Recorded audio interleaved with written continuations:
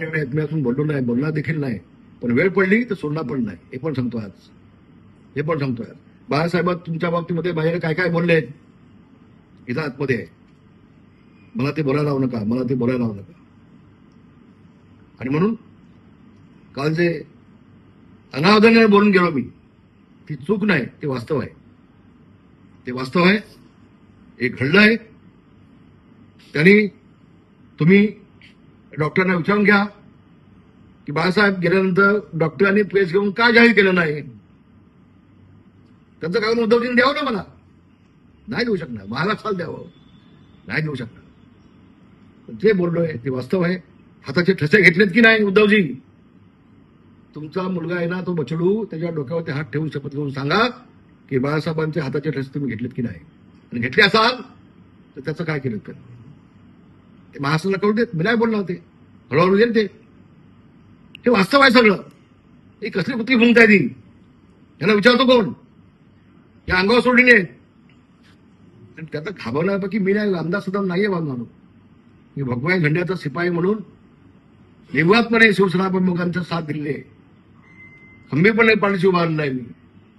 माझ्याकडून असं खोटं पाप कदापि घडणार नाही, कदापि घडणार नाही. मी पुन्हा एकदा महाराष्ट्राला सांगतोय आज, जेव्हा उद्धव नेमका काय आहे ते हळूहळू महाराष्ट्राला समजेल, हळूहळू महाराष्ट्राला कळेल. तर मी पुन्हा सांगतोय, उद्धवजी या समोर बोला, मग मी बोलतो. होऊन जाऊ दे, होऊन जाऊ दे. धन्यवाद. मी ज्यावेळेला होतो त्यावेळेला बाबासाहेब आले होते अशी माझी माहिती आहे. पण त्यांना विचारून घ्या. ज्येष्ठ नेते जे आता त्यांच्या पक्षात आहेत, त्यात शिवसेनेत आहेत. होय, आहेत होते का? मी आता नावं घेणार नाही कोणाची. पण तुमच्या वक्तव्याला मी नावं घेणार नाही कोणाची. लोकांसमोर, जनतेसमोर मला का डिक्लेअर करावं लावलं? तुम्ही काय करत नाही मुलगा म्हणून? याचं उत्तर आहे का त्यांच्याकडे? मग डॉक्टरांनी प्रेस घेऊन का जाहीर केलं नाही, याचं उत्तर आहे का तुमच्याकडे? आणि जर तुम्ही कमेंट केला असाल तर ठीक आहे, म्हणजे मी बोलवते कुठं नाही, पण हे वास्तव आहे. उद्या जर का मी याची चौकशी करायला लावली, याची मी वरिष्ठ पातळीवरून चौकशी करायला लावली, तर उद्धवजी अडचण देतील. उद्धवजी अडचण देतील. त्यांना नाही म्हणा फक्त, नाही म्हणा फक्त.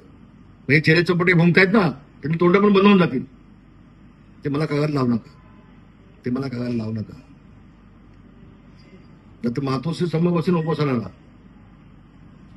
खोटं बोललात तर. आणि सगळी चौकशी करायला लावेल मी, सगळी चौकशी, त्या पुढची पण. मी आज बोलत नाही, मी आज बोलत नाही, पुढची पण चौकशी करायला लावेल. या सांगतोय उद्धव ठाकरेंना.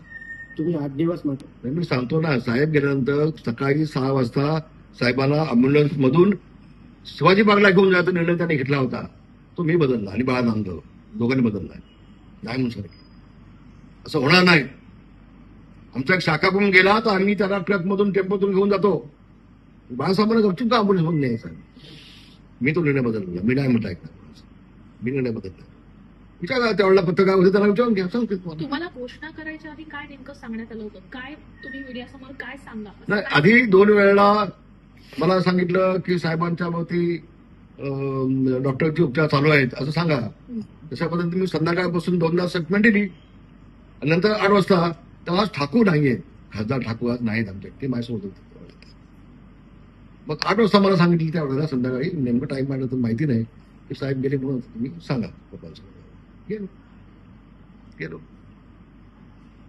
अमिताभ बच्चनला पण आतमध्ये मीच घेतली, त्याच्यावर मीच घेतली त्या वेळेला. आणि म्हणून हे वास्तव आहे. मी कधी कोणी का कुठं म्हणेन मी, माझं काय स्वार्थ आहे मध्ये. पण महाराष्ट्राच्या जनतेला कळू दे की त्यांचा मुलगा उद्धव ठाकरे नुसतं मुख्यमंत्री बनण्यासाठी काँग्रेससमोर जात नाही, तर स्वतःच्या बापासाठी काय केलं, बापाच्या बाबतीत काय केलं हे पण महाराष्ट्राला